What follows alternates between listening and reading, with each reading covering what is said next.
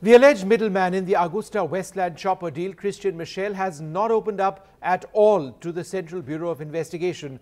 Top sources have confirmed to NDTV that the cooperation that they were hoping from the middleman in the 3,600 crore rupee Agusta deal has not materialized. After nearly 2 weeks in CBI custody, Christian Michel remains tight-lipped about his business dealings and who got the benefit of the 500-odd crores that were allegedly paid to land the deal for VVIP helicopters during the UPA regime.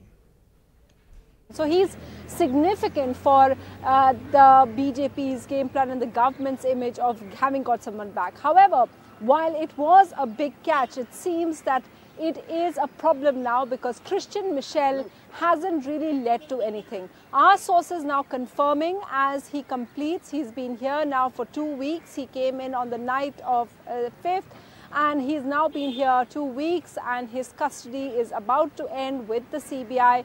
And what's interesting is that our sources confirmed that they haven't been able to get him to answer some of the crucial questions in the entire AgustaWestland scam and payoffs. Now, as you would recall, he is the person, he's the middleman that was hired by Agusta, the UK company, so that because of his knowledge of this entire area, and that he was the person who was supposed to disburse the payoffs, which amounts to about between 400-500 crores of payoffs to various people. Now, the CBI and from the Swiss authorities and through their letters rogatory had managed to get those documents which actually count, and it had acronyms. For example, for bureaucrats it was BURE, for politicians it was POL, and it had FAM and AP. Now, the BJP has maintained always that FAM stands for the Gandhi family because the scam took place during the time that the UPA was in power. UPA 1, 2007 is when the deal was signed, and they're saying that it talks about the payments to family, and that's why you have various references saying that we have Christian Michel back now and he should be singing, he should be the one telling us exactly where all the payments have been made.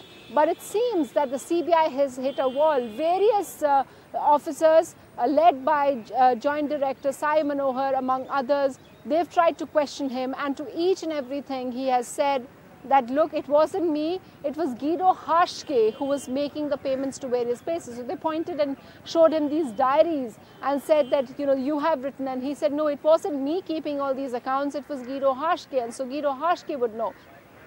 They've also confronted him with the various documents of paper trails between his company and the ones that they say are Mauritian companies and Tunisian companies, where they say that the money trail, that the tax, that it was paid to various tax companies in order to avert taxes, and, you know, they've given the kind of route. And to all of them he said, well, you know, these are payments that I was asked by various companies to make, that Agusta told me to make payments to them. So he's not taking culpability for anything.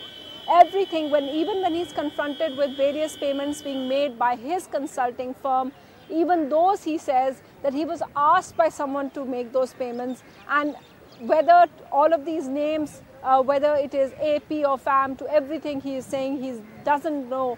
And as you would recall, it's also the British High Commission here, they have access to him. They've asked for consular access, and that has been granted as well.